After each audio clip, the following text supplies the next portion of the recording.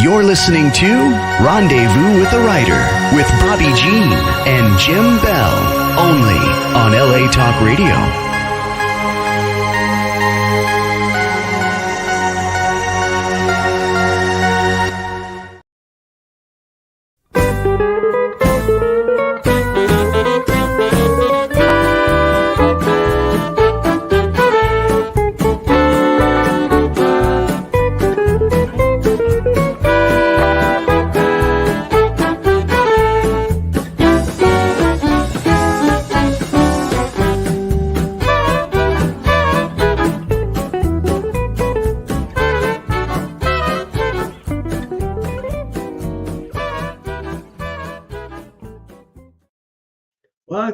Welcome to Rendezvous with a Writer, where readers and writers meet, and story is everything.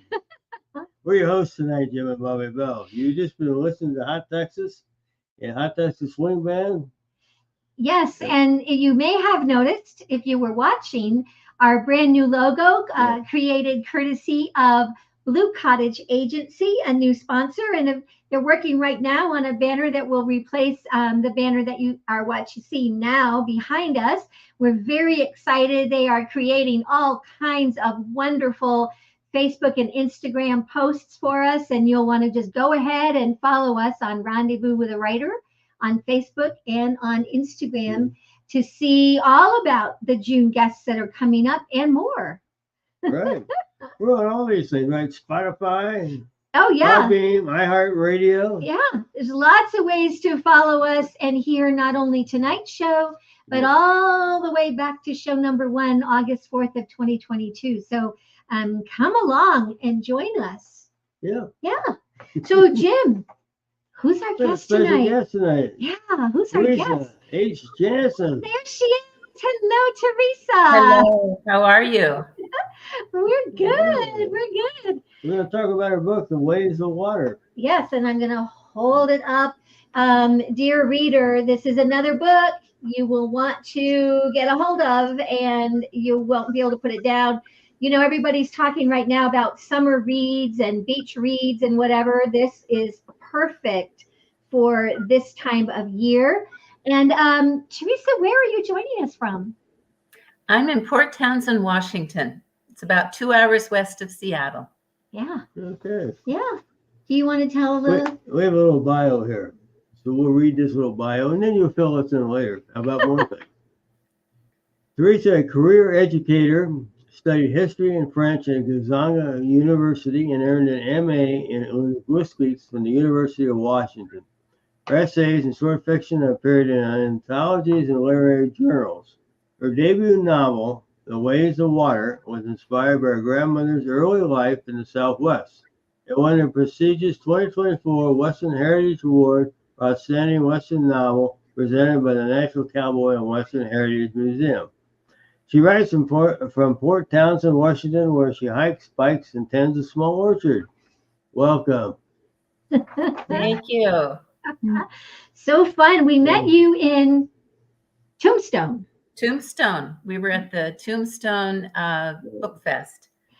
Yes, and it turns out Jim and I were reviewing that event and where people were seated, and you were real near to Ashley Sweeney, I think. Yes. And Bob Yoho and Joe Brown were kind of a table down from you. Bob was on a guest last month. Joe we've known forever, and he's been on a couple times. Right across from you was our good friend Henry Park, who is often with us the first Thursday of the month, and he sends his regrets. This was one Thursday that he couldn't make it. Nancy Elliott, who was on with us early May, she was like on the opposite side. You were surrounded by really talented people. It was a very fun event, and it was a delight to meet you there. Yeah. Yeah, we enjoyed, we made some other wonderful contacts. We really, Doug Hawking put that together, and it was a wonderful variety of writers. It was really great. Is there something you'd like to tell us about yourself that Jim didn't cover in the bio? Well, I taught high school English and French and history for quite a few years. And some of my work also took me to other countries. So I've lived on 4 continents and hope to bring more of that into my writing in the future. Very good. Well, when did you first start writing? I suppose you maybe started about the time you were 6 years old or something. As a little girl, I wanted to be a writer. Life got busy, and I ended up going into teaching and raising a family. And naturally, I put it aside for a bit, but I will tell you that I had a little table in the corner of the garage, and I would go in there when the kids were in school. And this is really where I started this novel. And then later on, of course, now my kids are out of the house, I am free to write as much as I want. Do you currently have a favorite place to write, or are you still working out of that corner? I got out of the garage. I love being in my comfy chair, actually in the living room.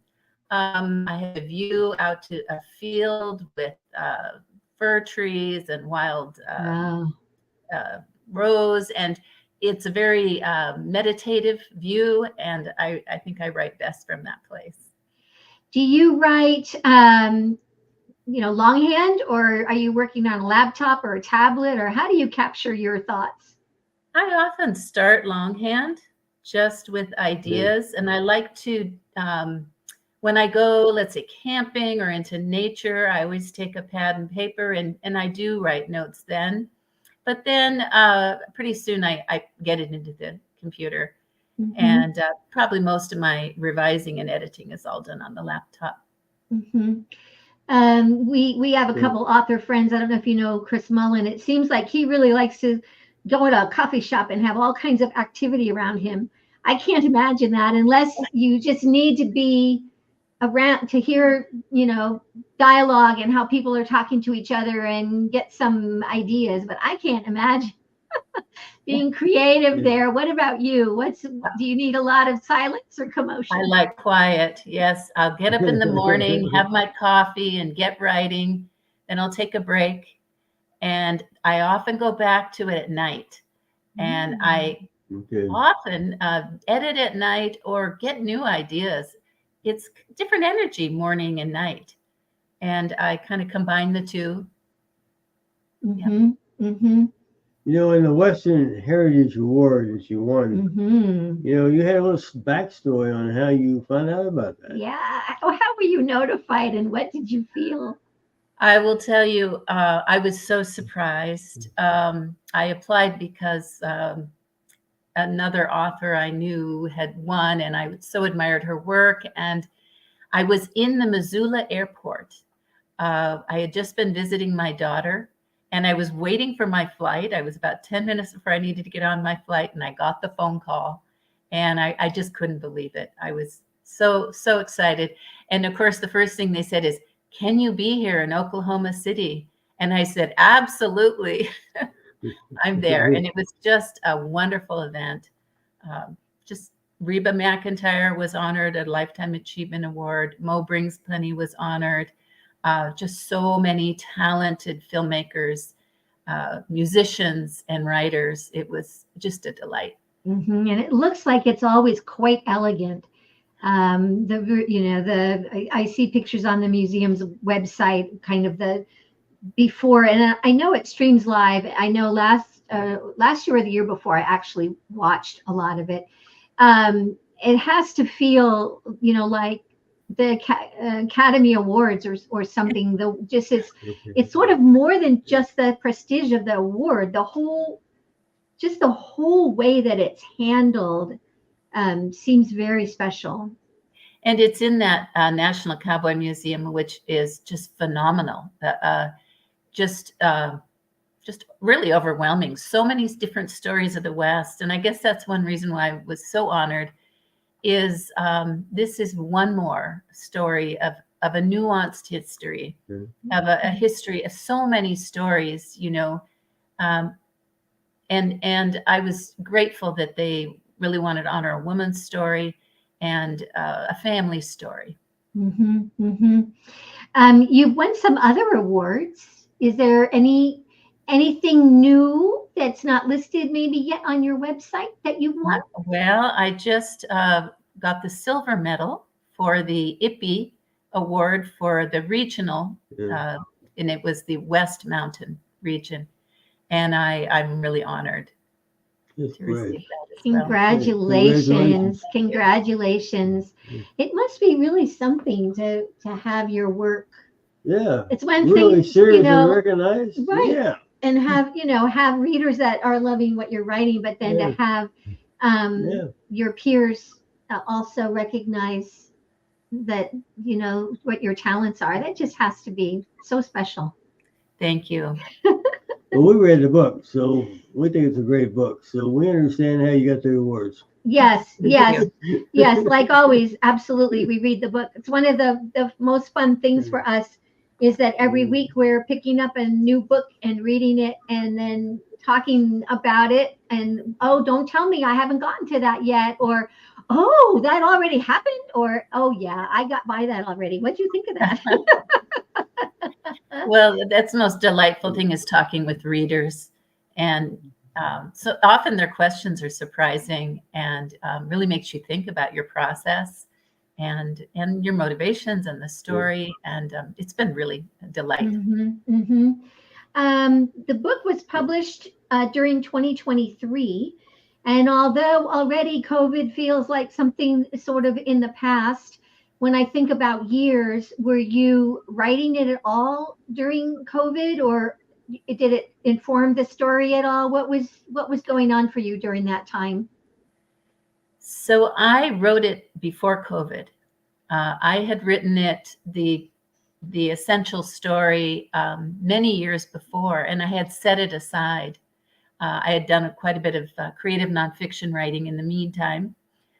But it was COVID that prompted me to get back to it. I think like many people during this time, it was confusing. I began thinking, am I going to survive? What do I wish I'd done? What do I still want to do? And publishing this book was one of them. So I pulled it out of my bottom drawer, had lots of time at home, edited it pretty deeply, and sent it off to the publisher. So we're talking. Sometimes I forget. I'm just so intrigued in with what you're saying. I forget we're on the air. We are talking with the award-winning author, Teresa H. Johnson, about her book, The Ways of Water, a novel.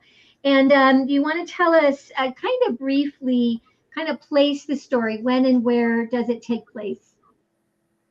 It takes place in the early 1900s in the Southwest, in New Mexico, Arizona, and then it ends in California, Texas also, and also Chihuahua.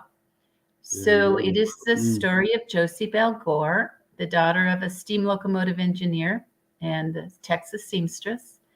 And they are an itinerant family. So it's a story of their odyssey, in a sense. There's a point where there's a family tragedy, and Josie is soon on her own, trying to make her way in a man's world. And she, through many adventures, she finds herself and makes a life. What's the inspiration for Josie? As you mentioned in the introduction, I is inspired by the life of my grandmother. I kept her name, although I'm very clear this is historical fiction inspired by her story. Her name was Josie Bell. I knew her and loved her. And while she was still living, when I was in about my 20s particularly, I would visit her often and interview her, and took many notes and kept asking her again, tell me about your childhood. And I was just amazed of what she had lived through. Those first 2 decades of the 20th century are really fascinating times. A lot happened. World War I, the pandemic, and lots of cultural and social shifts and technology. And I kept asking her again, and I would get different stories. Sometimes I would get a different version of a story. But I took notes, never intending to write a novel. intended just to write a short biography. And it was after doing research about the time that I thought this is a much bigger story. Mm-hmm, mm-hmm. So how do you take the, her story, and how do you craft the historical fiction part and sort of tell the family story and set it within this framework? Does that question make sense? Yes, it does. I, as a historian, I think individual stories are fascinating, but you can't separate them from the background, from the time, and the historical and social events happening. And so I tried to weave them in, and it helped me understand why certain things happened, why they had to make the choices they did, why they might have had to move at different times. This time, the Southwest was boom and bust. There would be railroads coming in, and then there would be mining, but then the mining would close, and the mines would shut, and there were so many different events. And of course, the war affected everyone. Mm-hmm. Yes, I felt that doing the research gave me a better understanding of the people who were living then. And I wanted to tell the story of my family, but also all the people that tried to make it on too few acres in the arid West. The majority couldn't make it in ranching or farming, and many had to move on. And one reason why that culture was so itinerant. Go ahead. They would say those were tough times. Most of those folks were pretty poor. And that would have been very pleasant, having those ranches and those farms and then they were kind of always on the move because of her dad's job. Yeah, her dad. He's a railroad guy, and he, sometimes, he lost a job because of his problems, or the mines quit, or something else happened. Mm-hmm. So that was an interesting story. And then we even get clear down to Mexico, don't we? Yes. So at one point, the job that her father got was driving the train in Chihuahua, Mexico. And they were there right when the Mexican Revolution was starting to heat up. Pancho Villa was riding through Chihuahua, and they were starting to attack the trains. They wanted the arms that the trains were carrying north and south to the military. And so it became unsafe. Mm-hmm. And needless to say, they moved on. Mm-hmm. The story opens with a very gripping scene. You couldn't be a reader and not be absolutely captivated and engaged. So it's not really a spoiler alert because it's right there at the very beginning of the book. Do you want to just set how the book opens for us? So the book begins in what's called the Jornada del Muerto, and it's the part of southern New Mexico, just north of Las Cruces. It's an arid valley between two mountain ranges, and the family was living there. They were living in a tank top. The trains had to tank up every 8 to 10 miles. There were lots of these little tiny towns. And something had gotten into the well. It was an animal. Some family members say it was a rabbit. Others, I'm not sure. Josie was sent down to the well. She was the only one who was small enough but capable enough to grab that varmint and bring it out. And I will tell you, much of the story is fiction. But that story was a tale that my grandmother told me many, many times. I think if you experience this as a 6-year-old, it's something you would never forget. Mm-hmm. It also is had to happen because water was so scarce and so valuable. Mm-hmm. And it's the first sort of introduction to the ways of water in the book. Yeah, could you talk about the title a little bit? How it fits into the story, the ways of water, and on the cover here. Well, who's that on the cover? It's a great that's cover. My great aunt. That she's in the story. That's Ida May, and actually, this trip she went on happened at the end of the book. She ended up driving from San Francisco all the way to eastern New Mexico in a Model T in about 1921. So I just love the photo, and fortunately my publisher was able to colorize it and produce it for the cover. I've been pleased with it. Yeah, it's really an engaging cover. Yeah. I like the cover. Yeah. I like the picture. Thank you. Jim, you asked about the title. Water is a metaphor throughout the book. Right. The dearth of water in the desert to the insatiable thirst of the steam locomotives, which meant they had to live in these out of the way places. Also, during that time, the Rio Grande is dammed for the first time, and it discusses and we see the effects that damming a river can bring, positive and negative. Also, water as a blessing, watering as healing. And of course, in the end, it's not a surprise, Josie ends up next to the Pacific in San Francisco Bay. She does. And so water runs throughout. When we come back, we're going to take a very short break. We'll be talking in greater detail more about this wonderful book, The Ways of Water, with our special guest, Teresa H. Jansen. But first, here is one of the places that you can find tonight's book, along with all of the books of our authors here on Rendezvous with a Writer. So we're going to have a little word from our Out West Shop Bookshop affiliate page. And when we come back, she's going to treat us to a live reading. So don't go away. We'll be right back.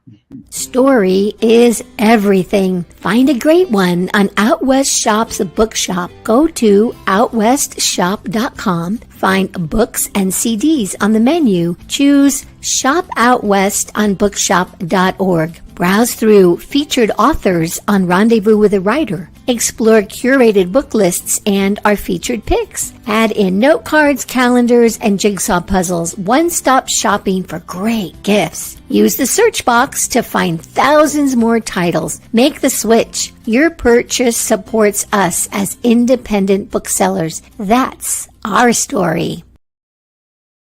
Welcome back. Welcome back to Rendezvous with a Writer. We're special guest tonight, Teresa Jansen, and we're talking about her book, The Ways of Water. And she's going to read a little bit from the book. Yes. Okay. This very short excerpt is from the first chapter, and Josie is in the Jornada del Muerto, in the desert home, which I just described. She's probably about 5 or 6. In our old Sunday school book, my favorite picture was of Noah ushering the last animals, a pair of elephants with long tusks, aboard a tub of an ark surrounded by rising water. I wondered how water, like gold to us, could be so frightful. Mama said too much of anything could lead to ruin, but that was hard to imagine in a land where everything but sun, sand, and wind seemed scarce. Mama read us the story of Exodus from her Bible. I was haunted by the tale of the Egyptians who'd ridden their horses into the dry seabed to be drowned by the waters of the Red Sea. One summer afternoon, as the land baked in a great blue oven, I watched the hens gobble their bits of corn and looked up to see 2 cowhands riding off over the heated sands of the Jornada toward a distant shimmering sea. I feared for their lives should the rippling waters overcome them. Excuse me. Mm-hmm. You need to have a little drink of water. Speaking of water. I found Mama in the kitchen and told her of their peril. She laughed and said not to worry. Then she caught her breath and gave me a strange look, put down her rolling pin, bent down to the level of my face, and put her flowered hands on my shoulders. You must never walk toward that water, child, no matter how thirsty you are. It's a mirage, a vision of water made by heat waves over the sand. She walked me to the porch, and we followed the progress of the men on horseback as they headed south, trailed by a tawny plume of dust. "Those cowboys won't drown in the desert," Mama said. "Water here is scarcer than a hen's tooth." She withdrew her hand and went back to her pie crust. I sat on the gray boards of the porch and mouthed the new word for distant water, mirage, as I listened to the soft cluck of hens in their dust baths, contented after having chewed up the last of the corn. I sobbed quietly as the cowboys disappeared beneath the quivering sea. Very good. Teresa Jensen, our special guest tonight, has just given us a wonderful reading. And I hope that you heard the lyrical prose, the rich imagery. Reading you, Teresa, is such a pleasure because every sentence is so full. We're just right there. We can feel and touch and hear exactly what's going on with the characters in such a marvelous way. And you also use water a lot in ways that not somewhat unexpected, because you'll use water as a metaphor. In a sentence, you'll say something that was as smooth as water, or this, it took a different course, like water, it took us on a different course. And you use and trains too, which is it's so deftly woven that you might miss it, except when you read it, it just makes, it's like special, it's like, it's just wonderful how you construct the story through your prose. Thank you. Thank you. I traveled to every locale that the story took place in. One of the catalysts for me to begin writing it was when I went to this Jornada del Muerto and looking for the graves of my great-grandparents. And the desert had taken over the graveyard. It was now not even a ghost town, a few boards, a town of what was once 3,000 people. And I realized at that moment that it was more than just a story of my family. It was the story of all the people who traveled west in search of a dream. Yeah. The majority were not successful in that part of, eventually the big cattle conglomerates took over. And I just realized I not only want to tell my family's story, but the story of so many. And I guess at that point too, I realized that it may need to be told as historical fiction to include the bigger story. Yep, that makes sense. Let's talk a little bit more about this family, the immediate family. We know it, Josie. We're seeing this story first person, kind of through Josie's eyes, and she, as a young gal, she receives a harmonica, and it travels with her through her life. Tell us a little bit about Josie, and again, these are short sentences, so we just engage our listeners to want to go read the book. She begins when she's quite young and ends when she's about 21. So it's a coming of age story. And the harmonica was important. To me, it was important. Not only did she actually have a harmonica and play for children, but her life was so, broken up, living in so many different places, so much inconsistency, that I needed some consistent objects which she could take with her that could carry her through. And I think that's very common for those who have to move often, to have a few things that can center you. And that harmonica was very important to her. And we see that with her mom. Yeah. Because her mom has a few things that travel with her. The jade plant. The jade plant. The jade plant that follows the family. I think I wrote one time that it's much better to have a plant in a pot than try to plant things into the ground that you will be leaving, before long. So this Mm-hmm. this pot was as mobile as the family. Mm-hmm. And it travels. It's amazing how that plant really, with every move, I think we see the plant, the rocking chair included, and eventually a Singer sewing machine comes along. What else would you like to share about Mama? She's a wonderful, wonderful character. Josie's mom. I mentioned quite a bit her work as a seamstress, and it was a way to get extra money. The sewing machine was very important in her life as a way to help take care of her children, to make their clothes. But also during the book, she talks about sewing as being all about hope, that you can bring rags and small bits of fabric and disparate pieces and sew them together to make something that's strong and lasting. And I like to think of Mama that way too. Mm-hmm. She was creating a family. If you don't mind, I have a quote I'd love to read about Mama that so struck me. Mama was a softener, like the powder you add to the wash. A lace trim stitched over a severe dress, a linen cloth spread on rough table, a melody hummed during a tedious wait, a touch, a tender look. She had her ways of rounding off the edges, of filling in the emptiness.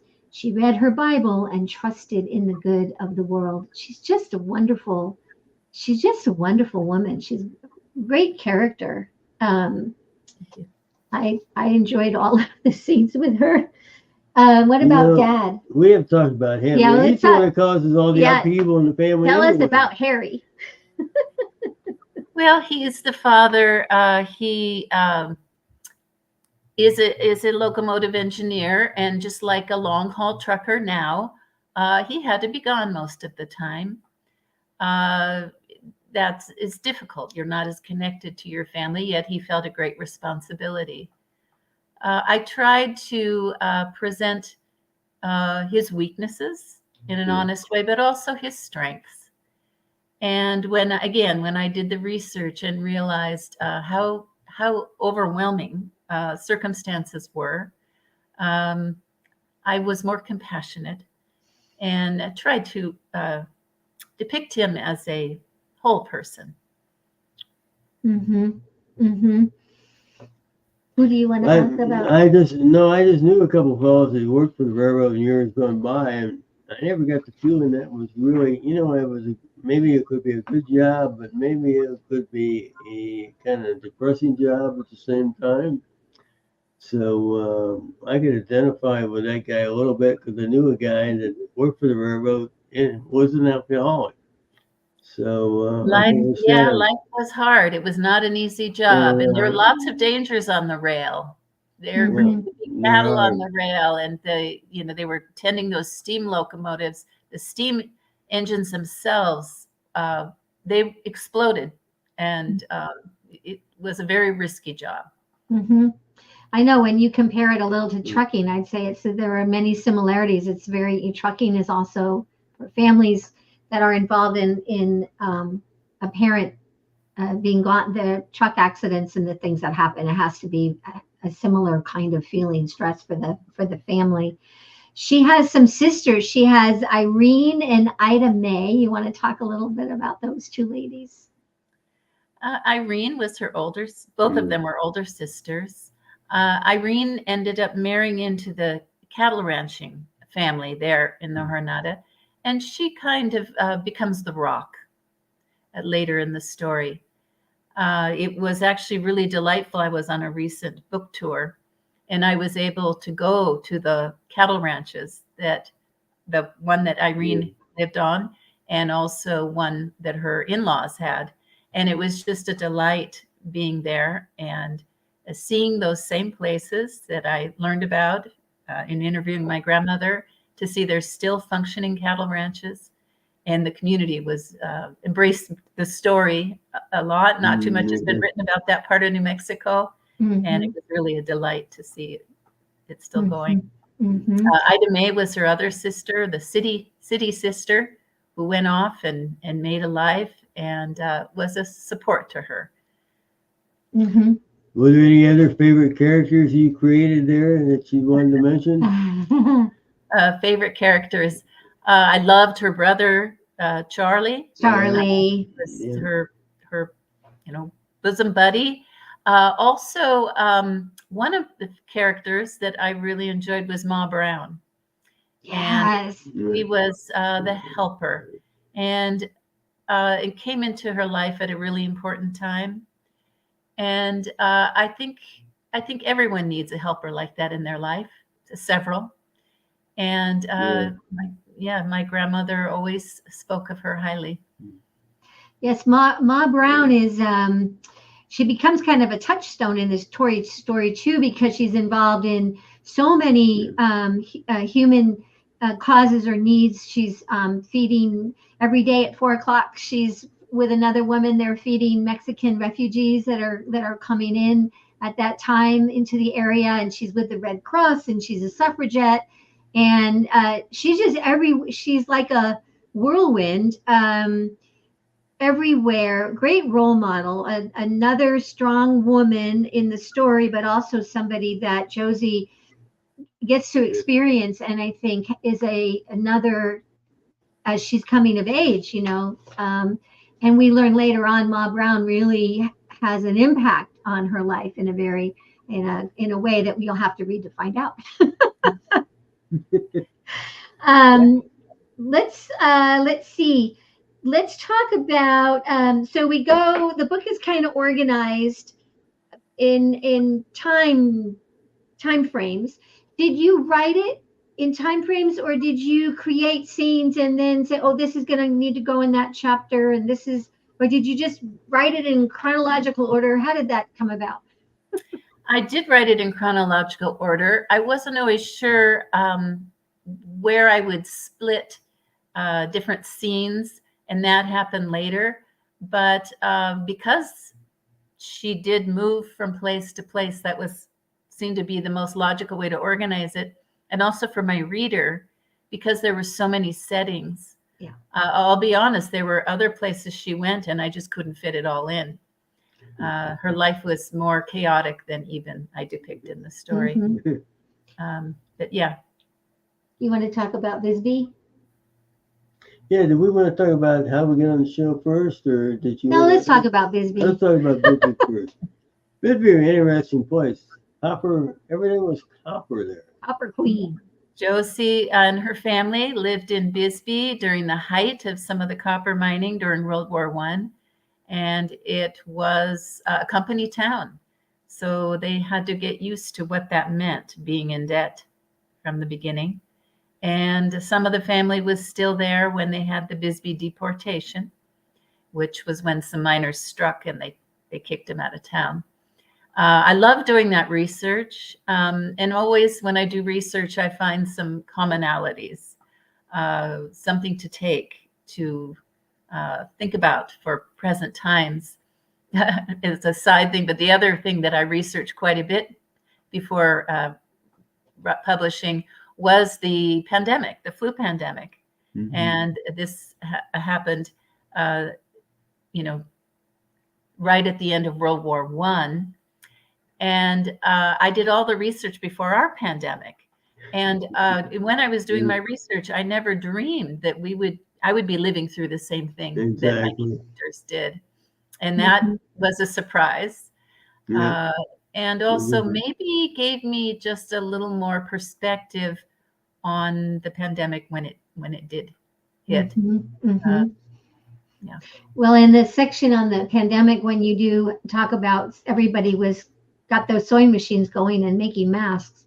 And it's interesting because it's only been for us a couple of years, but I remember when I read that, I remember how many friends were making masks, before masks were really finally sort of available, and they were paying their bills because they were making masks, and everyone got out that sewing machine and, got out whatever fabric they had and using cloth napkins or whatever they could get a hold of. And I thought, oh, how interesting that this is Back to the Future. Yeah. Yes. I like the little story about the cigar seller. Yes, back in Bisbee. Yes. Well, that was some fun research. I called plenty of cigar shops in doing my research, learned a lot about cigars, and that was a lot of the joys of writing the book, was learning about these things myself and seeing parallels. So even post World War One, there was a lot of social unrest. There were a lot of cultural shifts for women, and so many strides made by women. And I really enjoyed learning about that again. Mm-hmm. Mm-hmm. So we're talking about cigars. Josie is selling them inside the hotel, the Copper Queen Hotel. And Jim, you sold cigars when you were a young man. Yeah, when I was a teenager, which I didn't know. I sold cigars too, and it's amazing. You get a little lesson on selling them. I know the first time the fellow asked for a cigar, and I pulled one out of the box and handed it to him. He looks at me and he says, "Is that fresh?" And then your cigar was fresh. And then my father was giving me this great education on selling cigars. Said, "Don't ever hand him a cigar. Pick the box up and let him pick the cigar out of the box." Okay. Yeah, lots of lessons to be learned. Yes, it was really fun thinking about the culture, the changes. Of course, at the time, they didn't know the dangers of smoking. It was actually considered a good thing to be doing, relaxing. Right. But I think also Josie learned a lot from selling something that people craved. And she learned a lot about human nature. Mm-hmm. You actually spent some time on the plantation, didn't you? Didn't you tell us that you? I actually went to a cigar plantation and a cigar making operation. So yes, I learned quite a bit about it. That's great. We're going to take just a moment. Do you remember? I know we talked about meeting in Tombstone. We love to take just a moment and let our viewers and listeners know that if they're interested in being on the show, there's a way to kind of open a line of communication with us. Teresa, what was your experience with us? Oh, this has been great. I was so excited about the opportunity when I met you in Tombstone, and it's just been such a pleasure. Lots of good conversation, good stories shared. Yeah. And I really thank you. And I think we met, and then we were hardly back from the Tombstone weekend because we went on to the Tucson Festival that same weekend. And there was an email from you because I had said, let's exchange.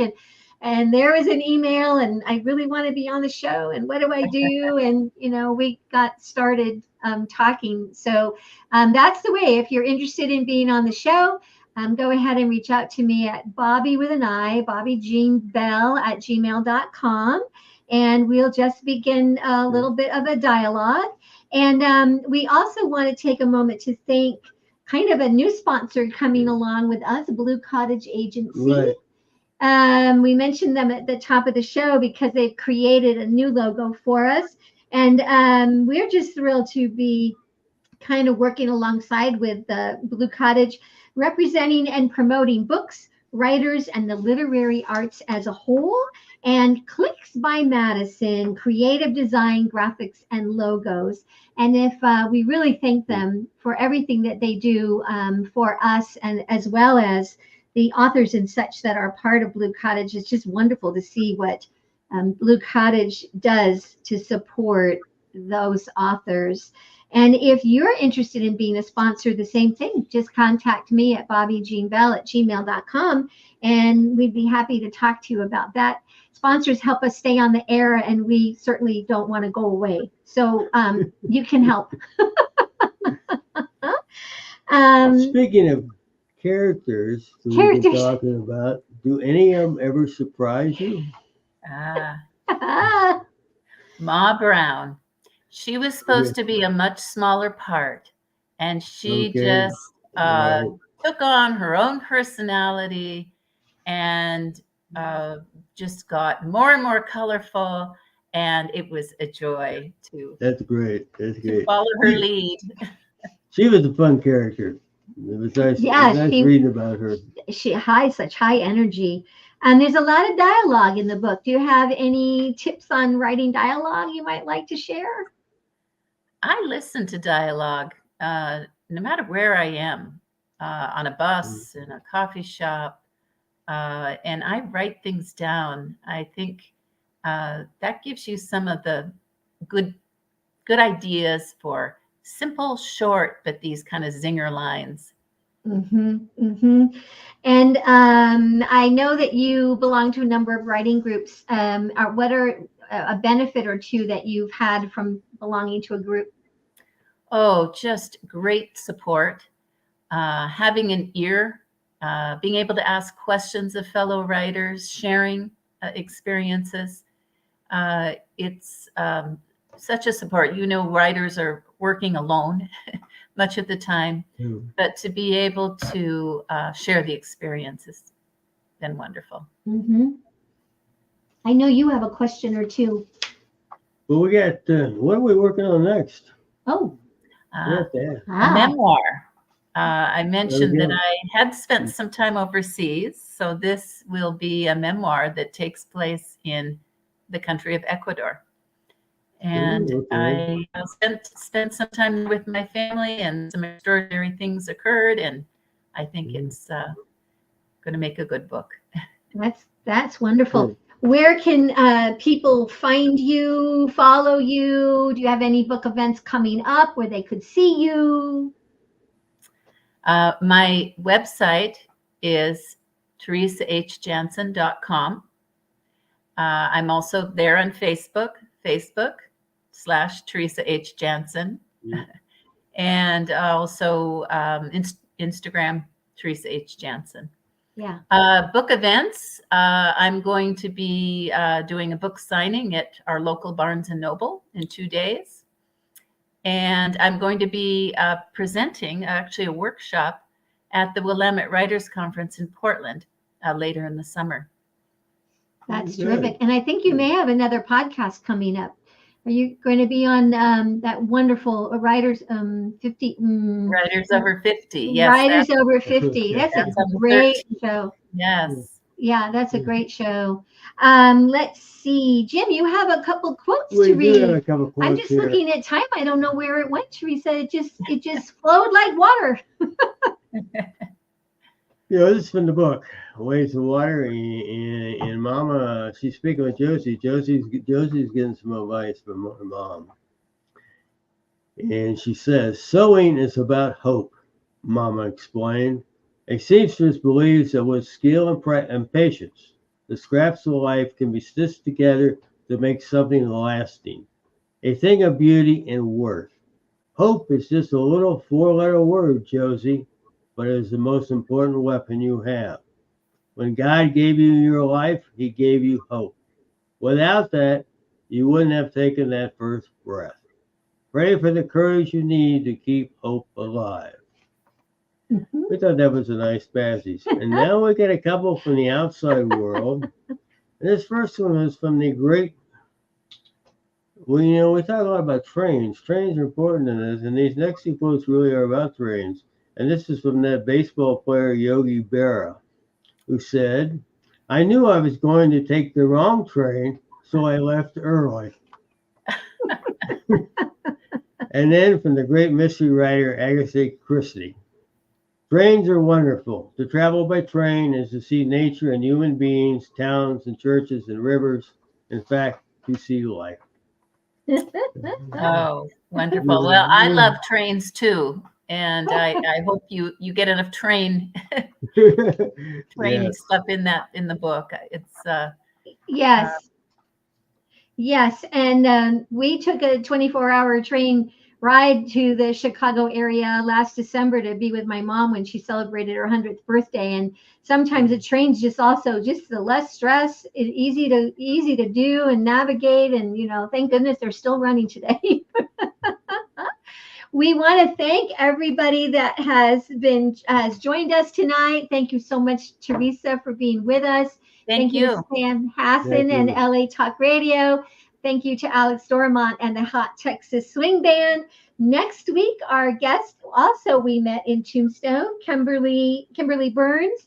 We'll be talking about two books. Her latest, most recent book, The Redemption of Maddie Silks, and an earlier book, The Mrs. Tabor. So we'll be talking Denver, and I'm already into Maddie Silks, and another just a wonderful read. She'll be with us next week. And Jim, do you have a final thought? Yes.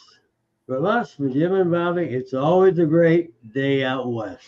Thank Keep you. writing, and we'll keep reading. We'll see you next week down the trail. Thank you, Teresa. Thank you. It was really fun. Have a good